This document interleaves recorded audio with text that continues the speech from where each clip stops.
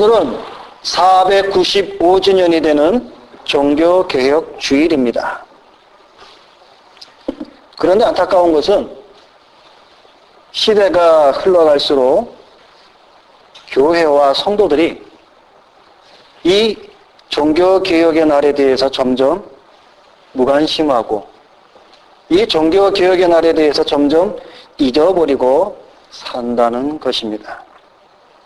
많은 사람들은 교회가 부패하고 타락하는 것을 보면서 개혁해야 한다라고 말은 하지만 그 개혁의 날에 대해서 무관심하면서 입술로만 떠드는 모습들을 우리는 종종 보게 됩니다. 오늘 종교개혁의 날을 맞이하여 이 자리에 앉은 저와 여러분들은 그 종교개혁의 후손들입니다. 그러기에 우리는 그날의 의미를 다시금 생각하고 종교개혁자들이 오늘 우리에게 물려진 신앙의 유산이 무엇인가를 다시 한번 깨닫는 귀한 시간이 되고자 하는 것입니다.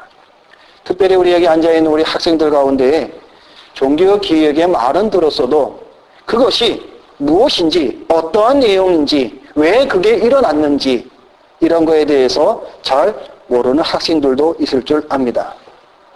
그렇기 때문에 오늘 잘 듣고 이러한 일 때문에 종교개혁이 일어났으며 이러한 것을 인하여서 나는 종교개혁의 후손이구나 라는 것에 대해서 다시 한번 여러분들이 큰 긍지와 자긍심을 갖는 우리 모든 학생들이 특별히 되기를 주님의 이름으로 부탁을 드립니다.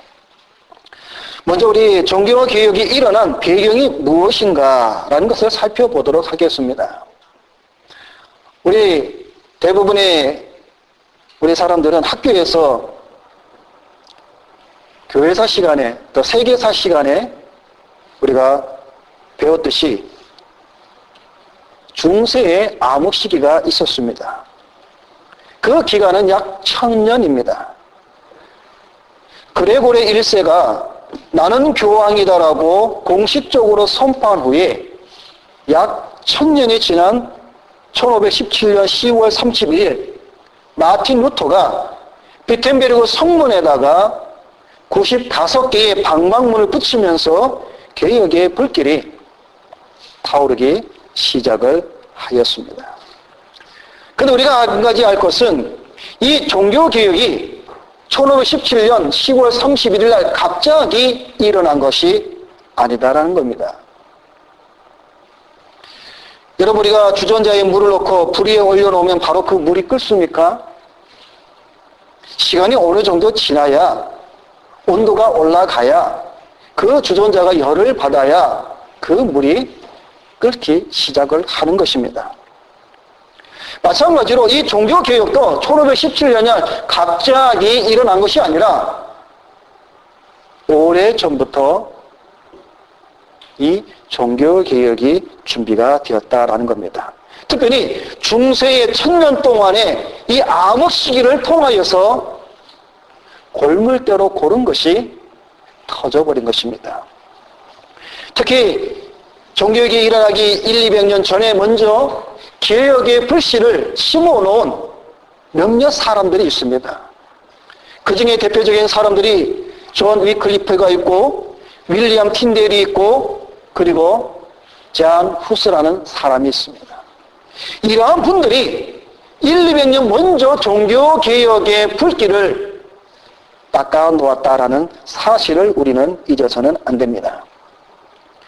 이 존 위클리프와 윌리엄 틴델은 좀 이따가 다시 한번 말씀을 드리고, 이 잔 후스는 체코의 신학자이며 종교개혁자입니다. 그는 성경을 기독교의 믿음의 유일한 권위로 인정하였으며 교황과 로마 가톨릭 교회의 지도자들의 부패를 비판하다가 1411년 교황 요한 23세에 의해 교회로부터 파문당하였으며 1415년에 화형에 처형을 당한 신학자입니다.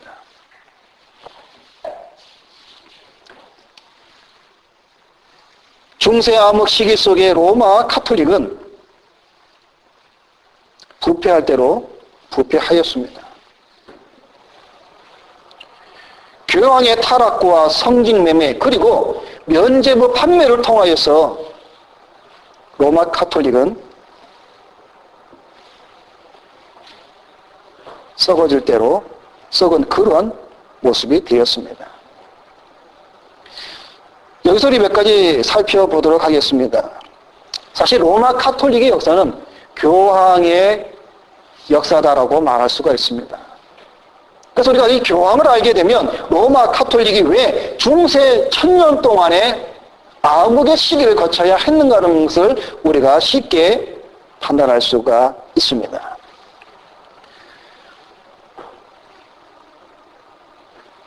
로마의 교황이 약 250명에서 300명에 가까운 교황이 오늘날까지, 그래서 지금 현 베네딕트 16세가 가톨릭 신학자에 따라서 두 가지로 나눕니다. 어떤 사람은 지금 베네딕트 16세가 285대인가 6대의 교황이고, 또 어떤 사람들은 약 304대나 305대나 되는 교황이다라고 이제 얘기를 합니다. 약 50명의 그 차이가 납니다. 이 50명의 차이가 나는 것은 그 교황들의 역사를 보면 하루 집권한 교황도 있고, 일주일 집권한 교황도 있고, 2주일 집권한 교황도 있고, 교황인데 다른 사람의 교황의 자리를 치고받고 싸우고 죽고, 이런 일들이 중간에 많이 일어납니다.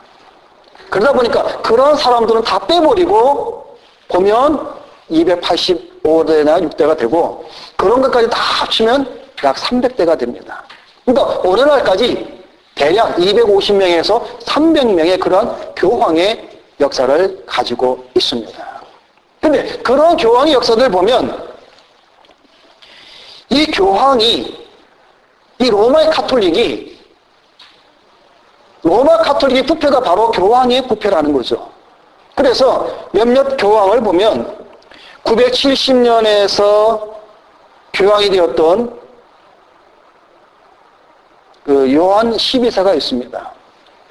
이 요한 12세의 그 가톨릭 백과사전의 기록을 보면 그는 18세에 교황이 되었는데, 그는 유치한 행각을 벌이다가 유부녀와 간통하는 중에 발각이 되어 그 남편에게 맞아 죽었다라고 기록이 되어 있습니다.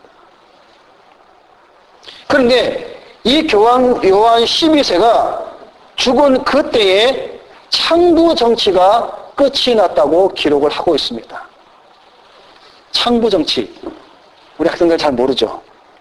이 창부 정치라는 것은 그대로 읽어드릴게요. 창부 정치는 일반적으로는 창녀나 정부가 정치를 좌우하는 정치를 말한다. 이는 특히 10세기 로마 가톨릭의 역사에서 특정 여자들에 의해 교황직이 마음대로 석정받던 시기에서 유래되었는데, 904년 교황 세르지오 3세가 즉위할 때부터 963년 교황 요한 12세가 죽을 때까지 약 60년의 시기를 창부 정치의 시기라고 부른다라고 기록을 하고 있습니다.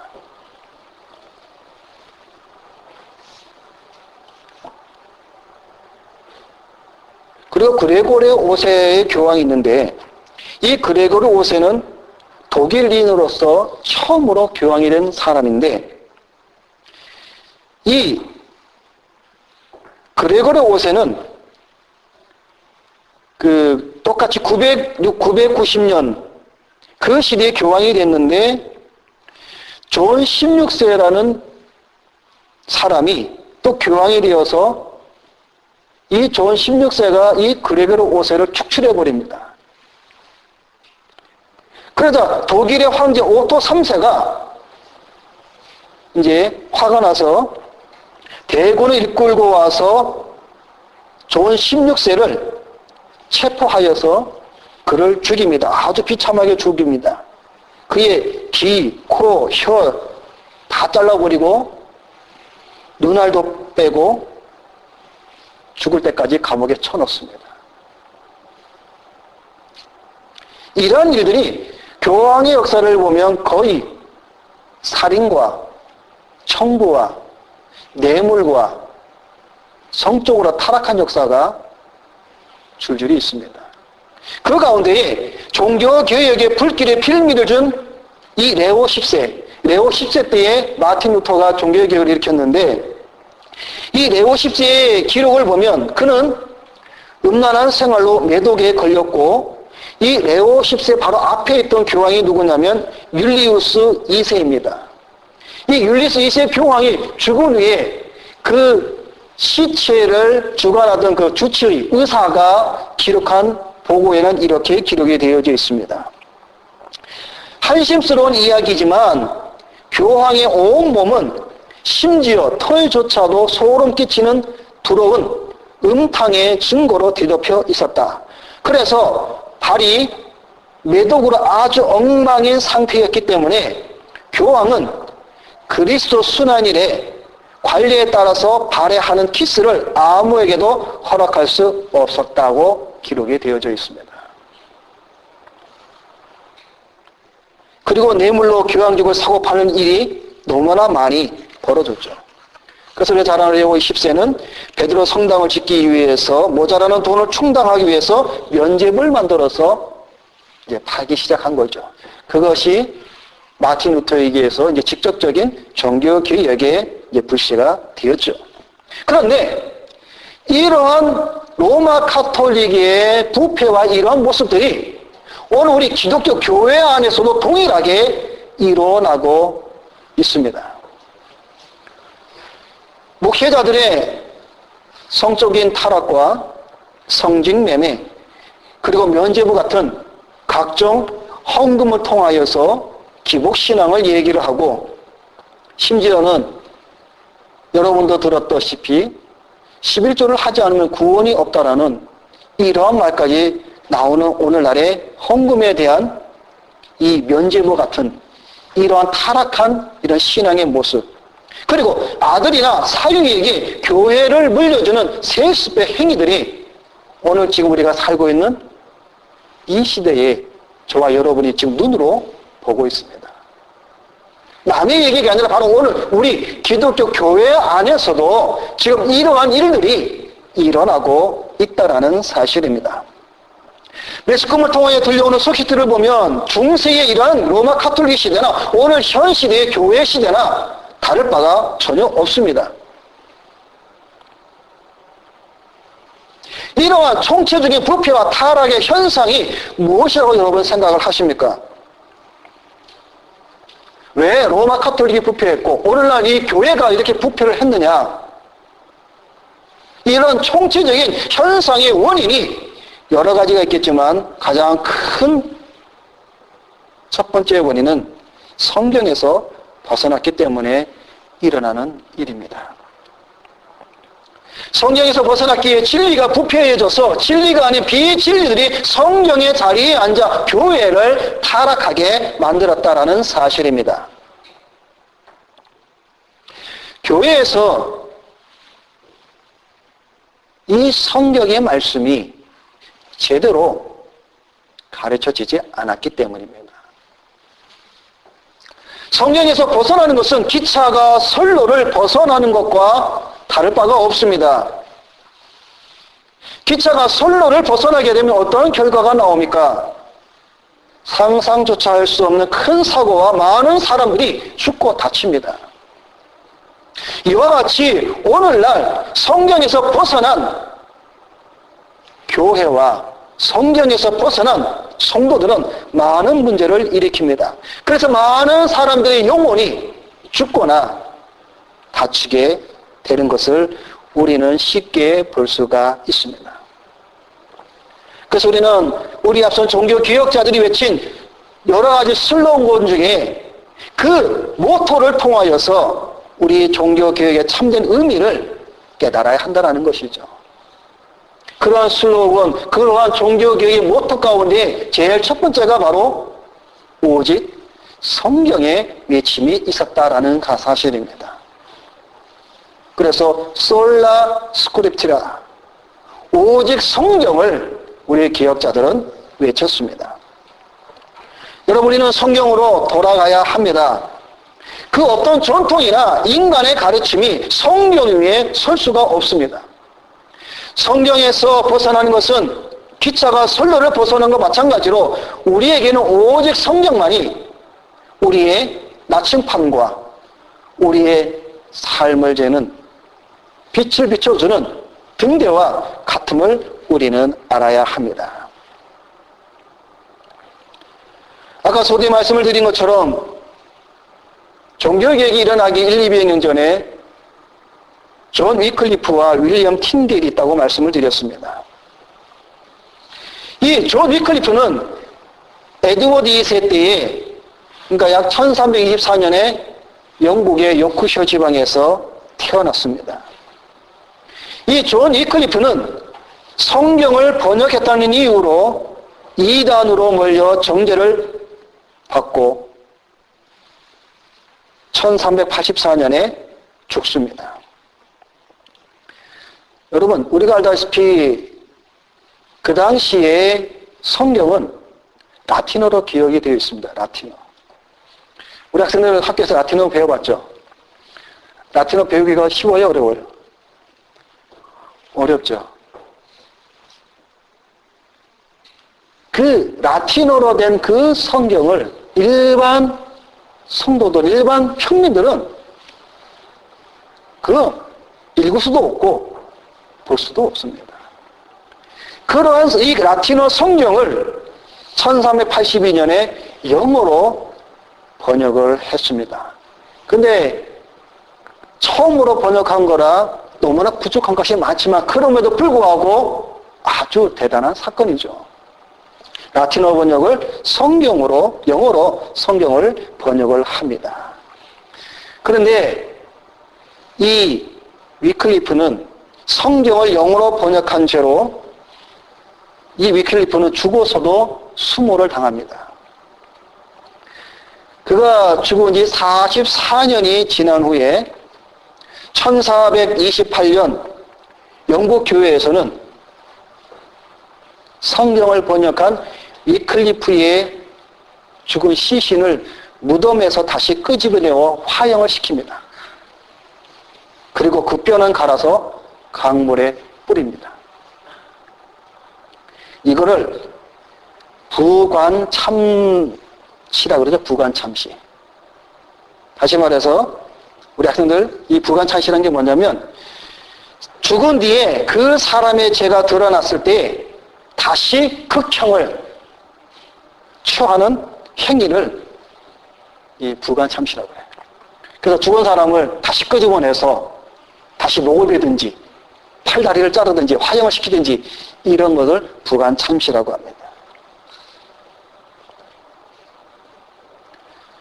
그리고 또 한 사람이 윌리엄 틴델은 1536년에 또다시 그 영어로 성경을 번역을 했는데 이 윌리엄 틴델은 웨일즈 사람입니다. 이 윌리엄 틴델도 영어로 성경을 번역했다는 제목에 의해서 로마 교황 측에 이단으로 몰려서 화형을 당합니다. 그런 화형을 당하면서 마지막 유언으로 이렇게 유언을 했습니다. 주님이시여 영국 왕의 눈을 뜨게 하여 주옵소서라고 유언을 하면서 이제 순교를 합니다.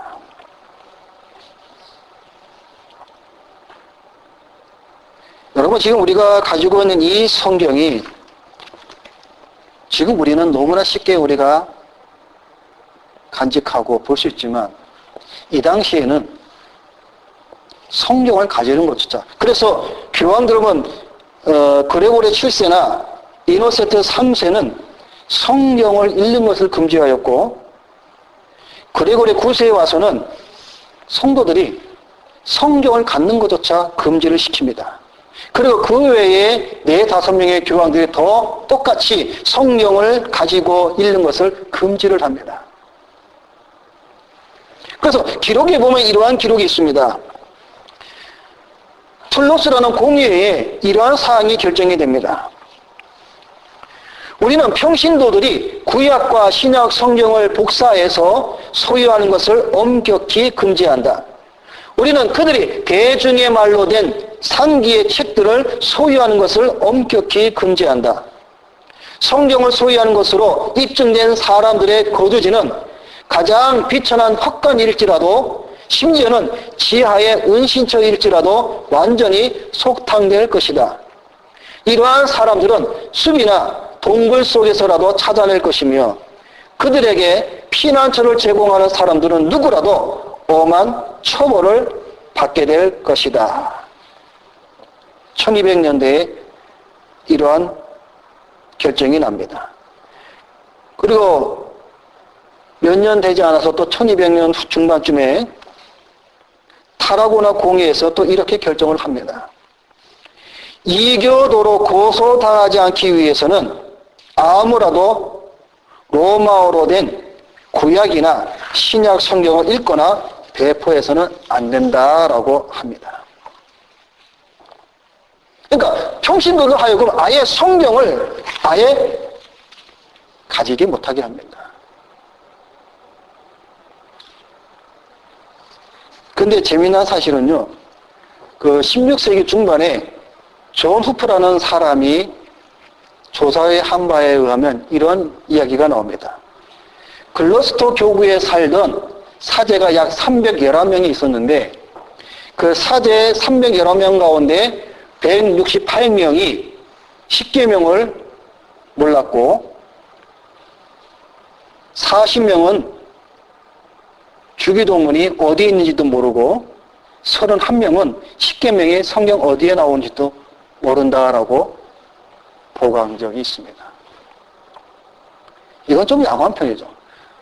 그 전에 13세기, 12세기 이렇게 갈 때 라틴어로 되었을 때에는 사제들조차도 라틴어를 못 읽는 사제들이 많았습니다. 왜? 돈으로 주고 사니까 평민들도 돈 있는 사람들은 돈을 주고 사제직을 사는 거예요. 그러니까 돈을 주고 사제직을 사갖고 있는데 성경을 라틴어를 봐야 되는데 뭐 읽을 줄을 알아야죠. 그러니까 사제들조차도 성경을 읽지 못해서 성경을 가르칠 수가 없었다라는 거죠.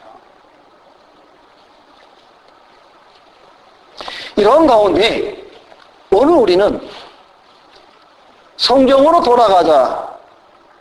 오직 우리가 외치고 우리가 믿어야 되는 이 성경에 대해서 우리는 다시 한번 생각을 해 보아야 한다는 것이죠.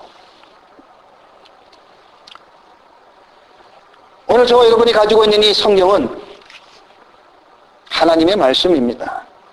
오늘 우리가 본문 말씀 읽은 것처럼 성경은 하나님의 영감으로 말미암아 우리에게 주어진 우리의 신앙과 생활에 제일 법칙이 되는 아주 중요한 하나님의 말씀인 것을 우리가 그 권위에 대해서 우리는 순종을 해야 하는 것입니다. 성경의 권위는 어떤 사람이나 교회의 증거에 의해 좌우되는 것이 아니라 성경의 저자이신 하나님께 전적으로 달려 있습니다. 성경 위에 목회자가 없습니다.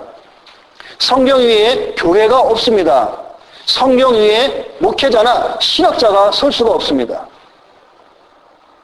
성경 아래에 목회자나 신학자나 성도나 교회가 있는 것입니다. 그러므로 우리가 성경의 권위를 받아들이는 것은 아주 중요한 우리의 신앙의 고백입니다. 그래서 우리가 성경을 여러 번 대할 때에 성경은 하나님의 영감으로 말미암아 된 하나님의 말씀이다라는 것에 전적으로 우리는 믿음으로 고백을 해야 합니다. 또 하나는 성경은 우리의 신앙에 있어서 절대적으로 필요한 책이다라는 사실을 우리는 또한 고백을 해야 합니다. 오늘 어떤 사람들은 성경이 필요 없다고 말하는 사람들이 있습니다. 왜? 성경은 이스라엘의 역사요, 성경은 신화요, 성경은 설화요, 성경은 하나의 책이라고 주장을 하면서 성경이 필요 없다라고 말하는 사람들이 있습니다. 그러나 성경은 우리의 신앙에 있어서 아주 중요한 책임을 우리가 믿음으로 고백을 해야 합니다. 사도 요한은 이렇게 말씀을 해주고 있습니다. 요한복음 20장에 보면 오직 이것을 기록함은 너희로 예수께서 하나님의 아들 그리스도이심을 믿게 하려 하며 또 너희로 믿고 이 이름을 힘입어 생명을 얻게 하려 함이니라.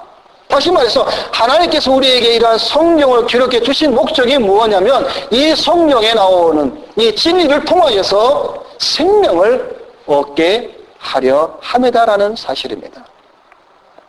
또한 우리가 믿음으로 고백할 것은 성경은 절대적으로 충족하다라는 것에 대해서 우리는 믿음으로 고백을 해야 합니다. 인간의 구원을 위하여 다른 것이 더 보충되어야 할 필요가 없이 이 성경만으로도 우리의 구원에 필요한 모든 것을 하나님께서 다 충족해 주셨다라는 사실에 우리는 믿음으로 고백을 해야 합니다. 그런데 오늘날 잘못된 사람들은 성경이 부족하다. 성경만으로는 부족하다. 그래서 지금도 계시가 필요하고 지금도 예언이 필요하다라고 사람들을 유혹하고 있습니다. 계시는 끝났습니다, 여러분. 성경이 완성됨으로 인하여서 하나님이 우리에게 주시는 구원에 대한 계시는 끝났습니다. 근데 지금도 직통 계시를 받으니 산에 올라가서 계시를 받니 예언을 통해서 방언을 통해서 환상을 통해서 꿈을 통해서 계시를 받는다고 하는 사람들이 얼마나 많은지 모릅니다. 그런 자들은 다 거짓 선지자들입니다. 요한계시록 22장에 만일 누구든지 이것들 외에 더하면 하나님이 이 책에 기록된 재앙들을 그에게 더하실 터이요 만일 누구든지 이 책의 예언의 말씀에서 제하여 버리면 하나님이 이 책에 기록된 생명나무와 거룩한 성의 참여함을 제하여 버리라라고 말씀을 하고 있음을 또한 우리가 기억을 해야 합니다.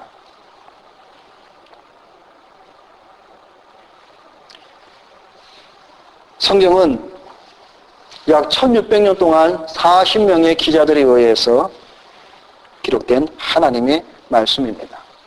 그래서 구약은 AD 90년에 얌리아 종교회의에서 39권으로 인정을 받았고 AD 397년 카르타고 회의에서 신약이 27권이 인정을 받았습니다. 그래서 오늘 우리가 성경에 보면 오늘 본문에도 디모데후서 3장 16절에 모든 성경은 여기서 말하는 모든 성경은 몇 권입니까? 66권입니다.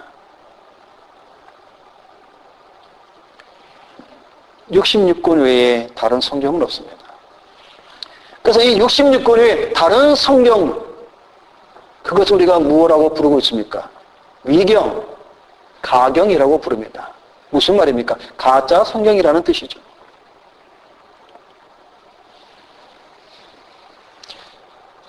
마지막으로 성경의 영감에 대해서 말씀을 드리고자 합니다.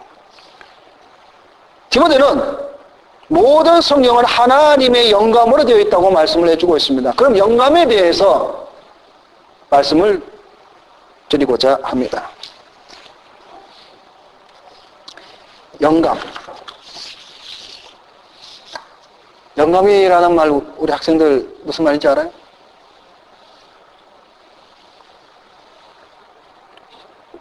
영감이라는 것은 영어로는 inspiration 그런 뜻으로 이 영감에는 여러 가지 그 설이 있는데 그 중에 크게 3가지의 설이 있어요. 우리가 이 부분에 대해서는 여러분이 좀 잘 알고 있어야 됩니다. 첫째는 기계적 연관설이 있고 두 번째는 동력적 연관설이 있고 세 번째는 유기적 연관설이 있어요. 그 외에도 몇 가지가 있는데 크게 이 3가지로 나눕니다. 여기서 이 기계적 연감설이라는 건 뭐냐면 그러니까 메카니컬 인스피레이션인데 이 기계적 영감설은 성경을 기록한 저자들이, 그 라이터들이 로봇같이 주인이 컨트롤하는 대로 썼다는 거죠. 다시 말해서 성경을 기록할 때 저자들이 하나님께서 불러주시는 대로 로봇처럼 받아 적었다라고 말하는 사람들이 이 기계적 영감설을 주장하고 있습니다. 동력적 영감설은 다이나믹 인스피레이션인데, 이 동력적 영감설은 어떠한 말이냐면, 그러니까 성경의 저자들이 성령의 감화를 받기는 받았는데 자기의 마음대로 성경을 썼다라고 말하는 것이 동력적 영감설이에요. 그러나 우리 개혁주의에서, 우리 정통 기독교에서 말하는 영감설은 유기적 영감설이다라는 거예요. 이 유기적 영감설이라는 말은 뭐냐면, 하나님께서 성령으로 저자들의 감동을 주셨는데 그 저자들의 모든 것을 기계적이나 동력적처럼 이렇게 사용하는 것이 아니라 그 저자들의 모든 것들, 예를 들어서 학업에 대한 수준이나 어떤 이해력이나 그 사람의 캐릭터나 이런 거에 다 성령께서 함께 하셔서 그들로 하여금 성경을 기록했다라는 겁니다. 그래서 이 유기적 영감설은 하나님께서 그들을 이용하셔, 다시 말해서 우리 개혁주의제의 신학자인 이 볼코프가 있는데, 그분은 이렇게 말을 하고 있습니다.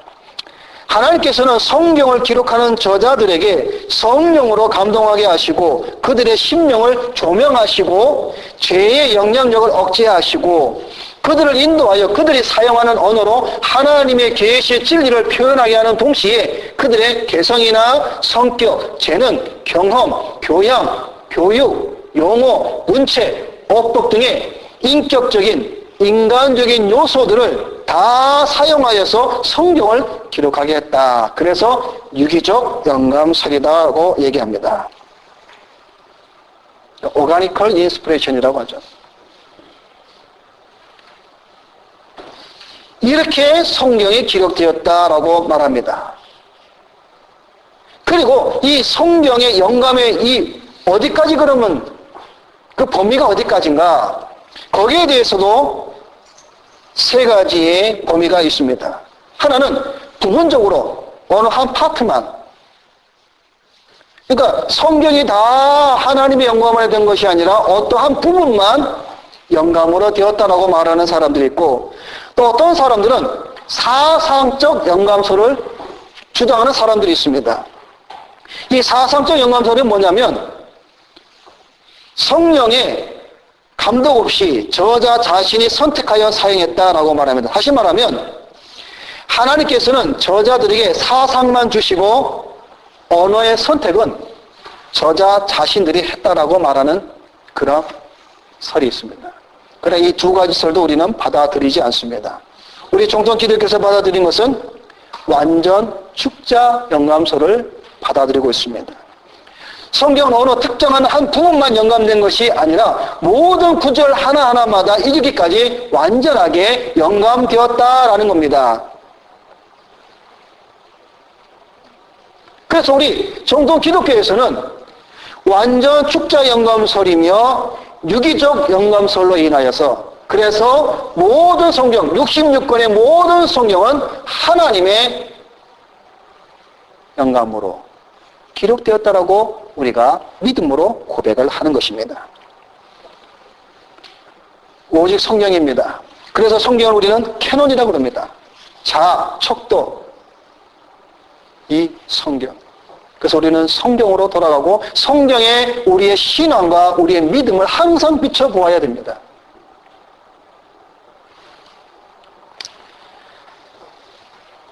종교개혁이 10월 31일이라 그랬습니다. 근데 10월 31일 또 하나의 날이 있죠. 무슨 날입니까?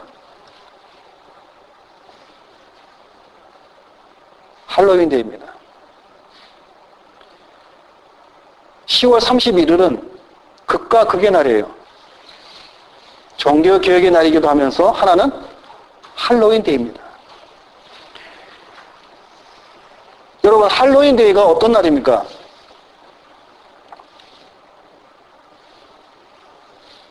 언약의 자손들인 우리 정통 기독교에서는 이 할로윈 데이의 축제를 우리는 거부합니다.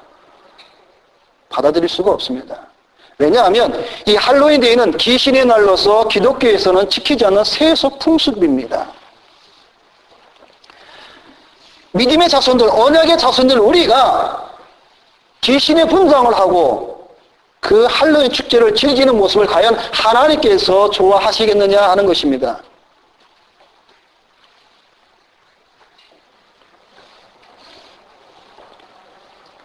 이 할로윈 데이는 죽음의 신을 달래기 위한 풍속으로 1세기에 아일랜드 지방에 있는 켈트족에 의해서 유래가 되었습니다. 그런데 이 켈트족은 삼하인이라는 그 죽음의 신이 있는데 그 신을 달래주기 위해서 이 그 할로윈 데이가 시작이 되었는데 그 10월 31일 그날에 이 죽음의 신을 달래기 위하여서 축제를 벌이는데 그날 밤에 이 지하 세계에 있는 이 죽었던 영혼들, 죽었던 이 귀신들이 지상에 올라와서 사람들을 괴롭힌다고 합니다. 그래서 그 죽은 망령들, 죽은 영혼들이 집안에 들어오지 못하도록 하기 위해서 무섭도록 귀신을 분장을 하는 거예요. 그리고 희생제사를 드리면서 축제를 하면서 그 귀신들을 달래주기 위한 것이 바로 이 할로윈 축제입니다. 할로윈 데이는 결국 귀신 노름입니다. 다시 말해서 사단의 노예가 되어서 사단 놀이에 동참하는 것 그것뿐입니다. 거기에서 하나님께서는 진노하시고 미워하시는 행임을 우리가 알아야 됩니다. 이런 이교적인 이러한 미신의 풍습을 로마 카톨릭 안에서 그것을 받아들이고 오늘날까지 전파하고 있다는 사실입니다. 여러분, 오직 성경, 우리가 성경으로 돌아가자 말하는 이 말의 뜻이 무엇인지 여러분 우리가 이 할로윈 데이 이날도 우리가 생각을 해 보아야 됩니다. 우리가 성경 한 구절을 찾아보고 마치도록 하겠습니다. 레위기 18장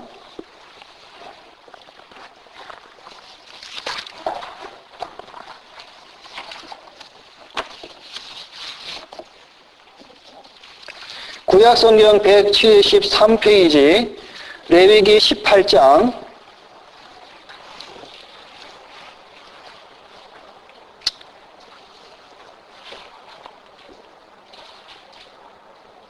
1절부터 5절까지 레위기 18장 1절부터 5절까지 자, 우리 함께 다 같이 읽도록 하겠습니다. 레위기 18장 1절부터 5절까지입니다. 여호와께서 모세에게 말씀하여 이르시되 너는 이스라엘 자손에게 말하여 이르라. 나는 여호와 너희의 하나님이니라. 너희는 너희가 거주하던 애굽 땅의 풍속을 따르지 말며 내가 너희를 인도할 가나안 땅의 풍속과 규례도 행하지 말고 너희는 내 법도를 따르며 내 규례를 지켜 그대로 행하라. 나는 너희의 하나님 여호와니라. 너희는 내 규례와 법도를 지키라. 사람이 이를 행하면 그로 말미암아 살리라. 나는 여호와이니라. 애굽 땅, 가나안 땅의 풍속과 규례를 따르지 말라. 지키지 말라. 나는 여호와니라. 하나님께서 말씀하고 있습니다. 그런데 오늘날 교회 안에서 할로윈 데이에 주일학교 아이들을 통해서 또 어른도 마찬가지로 귀신 분장을 하고 귀신의 옷을 입고 축제를 하고 사탕을 나눠주고 즐기며 파티를 합니다.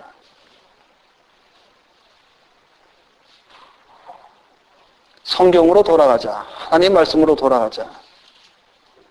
말은 그렇게 하면서 실질적으로는 이교도의 이런 풍속을 따라가면서 이것이 바로 교회의 타락입니다. 오늘 저와 여러분들은 종교개혁의 날을 맞이하여서 정말 다시 한번 우리의 교회뿐만 아니라 여러분의 자신의 신앙도 과연 내가 성경적으로 성경 말씀에 따라 성경의 권위를 인정하고 성경의 필요성을 인정을 하고 성경의 충족성을 내가 믿음으로 고백하고 그 성경 말씀에 나의 신앙과 믿음을 비춰보고 있는가? 전통과 내 인간의 생각이 성경보다 더 위에 있지는 않은가? 이런 것들을 여러분 다시 한번 생각하며 우리 종교개혁자들이 정말 하영에 처하기까지 성경을 번역하고 성경을 우리에게까지 이렇게 물려준 그런 신앙의 유산, 그들의 업적에 대해서 우리가 다시 한번 생각을 하고 오늘 디모데후서 3장 16절에 있는 말씀처럼 이러한 성경이 과연 우리에게 무엇으로 결론이 지어지냐 하면은 바로 하나님의 사람으로 온전하게 하기 위함입니다. 우리가 성경을 더욱더 바로 알아 하나님의 사람으로 온전하게 서는 여러분이 되시기를 주님의 이름으로 부탁을 드립니다. 기도하겠습니다.